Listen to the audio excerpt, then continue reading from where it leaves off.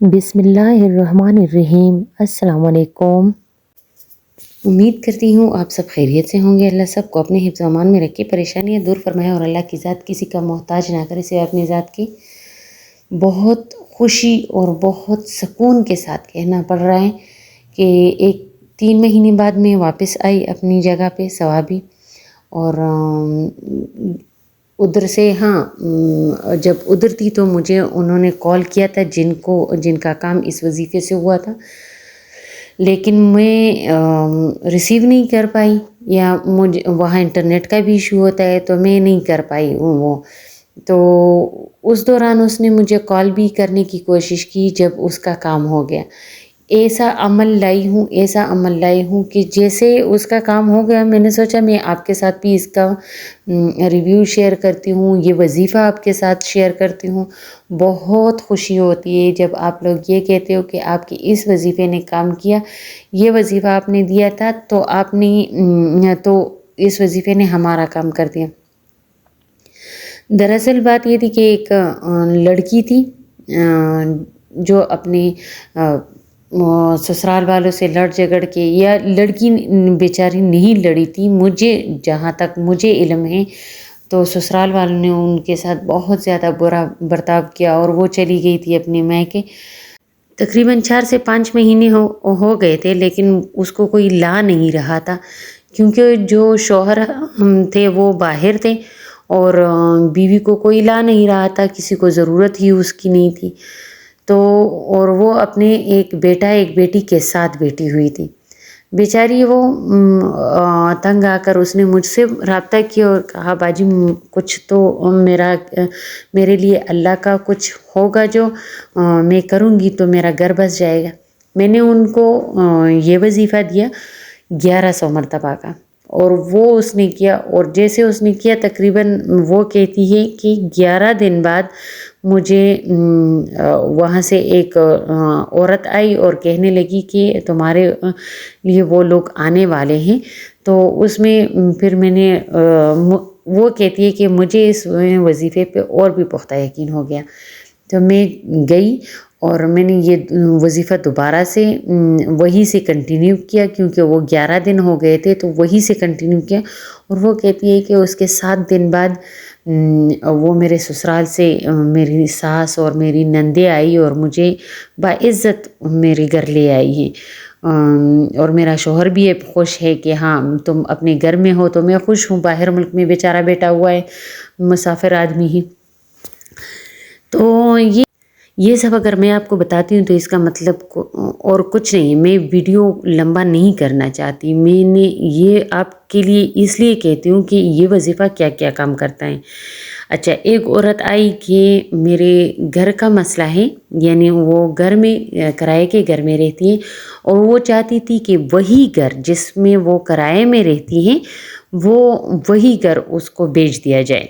तो फिर उसने वजीफ़ा मांगा, मैंने यही वजीफ़ा दिया। तो उसने ये घर तकरीबन 31 दिन में उसका काम हो गया। और जो घर वो रहती थी तो वो कहती है कि मेरा उस घर से लगाव बहुत ज़्यादा हो गया है। तो उसने वो घर ख़रीद लिया और जिन्होंने बेचना था उसने अपने लिए एक अलग से बड़ा घर ख़रीदना था। तो उसने बोला कि मैंने उसको बोला कि आप भी ये वजीफ़ा पढ़ो, तो उनका भी बड़ा घर हो गया, इनका भी। वो जो किराए के घर में थे वो उसके मालिक बन गई, वो औरत अपने घर वापस आ गई, एक आदमी को इस वजीफ़े से नौकरी मिल गई। अगर एक चीज़ से इतने सारे मसाइल हल होते हैं, इतने सारे हमारे मुश्किलात दूर होते हैं, तो क्यों हम इस वजीफ़े को ना करें। और अल्लाह के नाम है। ये भी होता है कि लोग कहते हैं जलाली वजीफ़ा है, ये है वो है। बहुत मुजर्रब तरीन वजीफ़ा है, जलाली भी नहीं है, कोई रजत का वो मसला भी नहीं होता। तो अगर हम इसको करें और हमें फ़ायदा होता है, कोई नुकसान नहीं होता है, तो अगर सिर्फ़ ये वजीफ़ा नहीं, कोई भी वजीफ़ा अगर हम करते हैं और उसका हमें फ़ायदा ही होता है, कभी नुकसान नहीं होता, तो हमें चाहिए कि हम वो वज़ाइफ जारी रखें।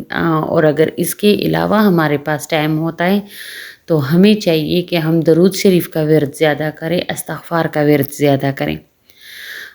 درود شریف ایک ایسی دعا ہے جو بہت جلدی پوری ہو جاتی ہے، اور درود شریف ڈائریکٹ اللہ پاک کے پاس جاتا ہے، اس کو فرشتے نہیں لے کے جاتے، وہ جیسے آپ پڑھتے ہو اللہ تعالیٰ کا نور، نعمتیں، رحمتیں، وہ سب آپ پہ برسنے لگ جاتا ہے۔